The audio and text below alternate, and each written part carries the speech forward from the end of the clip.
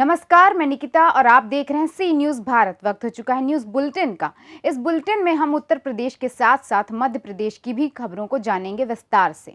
देश में 44वीं रैंक लाकर बांदा का युवक बना वैज्ञानिक। राष्ट्रीय सूचना विज्ञान केंद्र सूचना एवं प्रौद्योगिकी क्षेत्र में 44वीं रैंक हासिल कर जिले का नाम रोशन किया।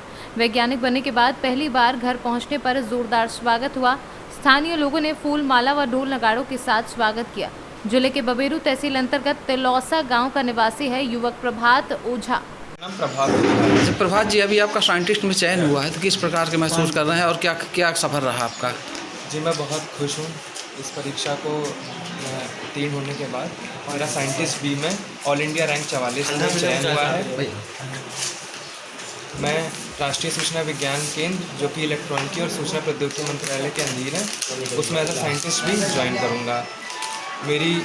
मेरा सफ़र की अगर मैं बात करूं तो मैंने अपनी शुरुआती शिक्षा लखनऊ से हासिल करी, जिसके बाद मैंने अंबेडकर केंद्रीय विश्वविद्यालय से अपना बीटेक किया।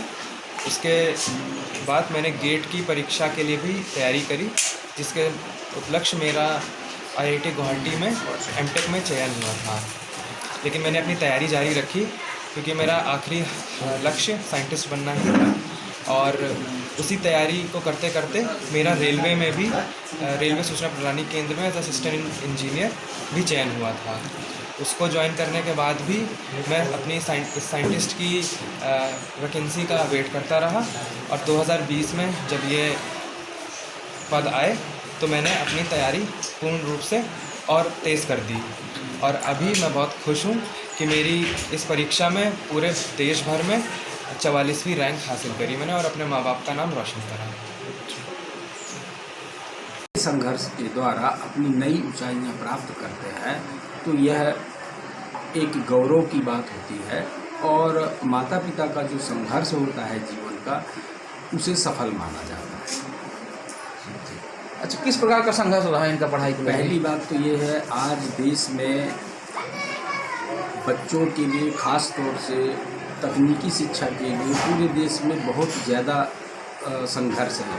इतना टफ कंपटीशन है। उस टफ कंपटीशन से बीटेक केंद्रीय विश्वविद्यालय से प्राप्त किया।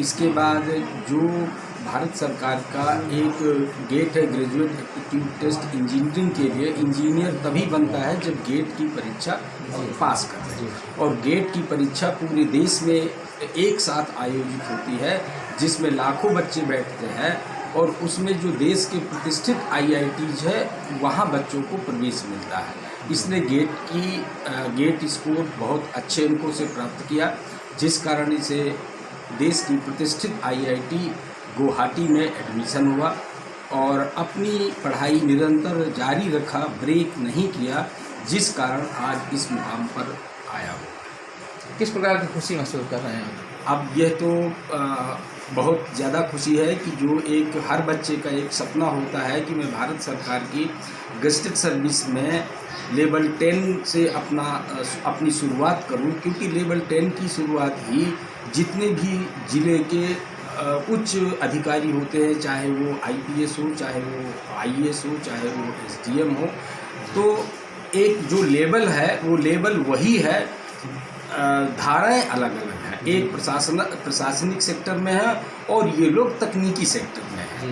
तो ऑल इंडिया में इसने अपनी 44वीं रैंक लाई है, जो कि एक गर्व का विषय है। बांदा से सीनू संवाददाता कुलदीप त्रिपाठी की रिपोर्ट।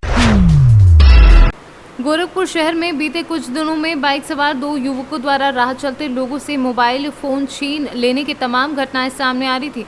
तभी हाल ही में कैंट क्षेत्र में इन शातिर बदमाशों द्वारा महिलाओं के साथ चेन स्नैचिंग, हैंडबैग छीने जाने की घटना भी सामने आई थी। ये शातिर बदमाश अक्सर उन्हीं लोगों को अपना शिकार बनाते थे जो रास्तों पर मोबाइल फोन पर बात करते हुए जाते थे या हाथ में लेकर सड़क पर चल रहे होते थे।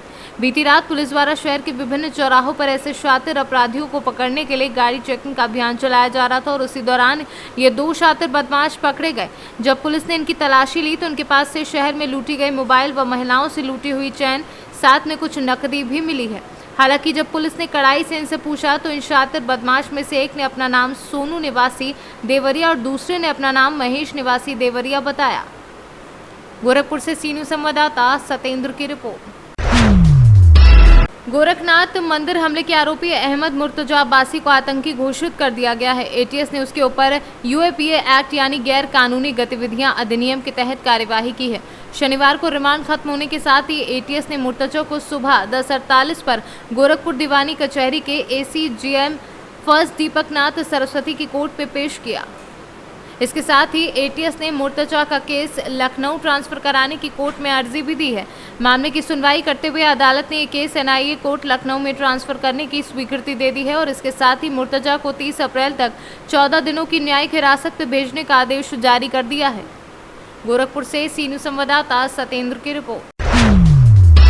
सहजनवा तहसील में आज 2 माह के चुनावी अंतराल के बाद आज पहला तहसील दिवस तहसील सभागार में संपन्न हुआ। संपूर्ण समाधान दिवस की अध्यक्षता तहसीलदार केशव प्रसाद ने की।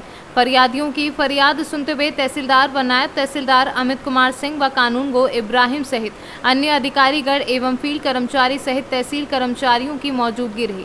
फरियादियों ने बारी बारी से अपने प्रार्थना पत्र को देते हुए भी फरियाद की गुहार लगाई। वहीं समस्याओं के निदान हेतु तहसीलदार केशव प्रसाद ने तत्काल आदेश करने के बाद जिम्मेदार अधिकारियों से रिपोर्ट उपलब्ध कराने के निर्देश दिए। गोरखपुर से सी न्यूज़ संवाददाता हरि गोविंद चौबे की रिपोर्ट। फिलहाल के लिए न्यूज़ बुलेटिन में बस इतना ही। देश और दुनिया की तमाम खबरों के लिए देखते रहिए सी न्यूज़ भारत।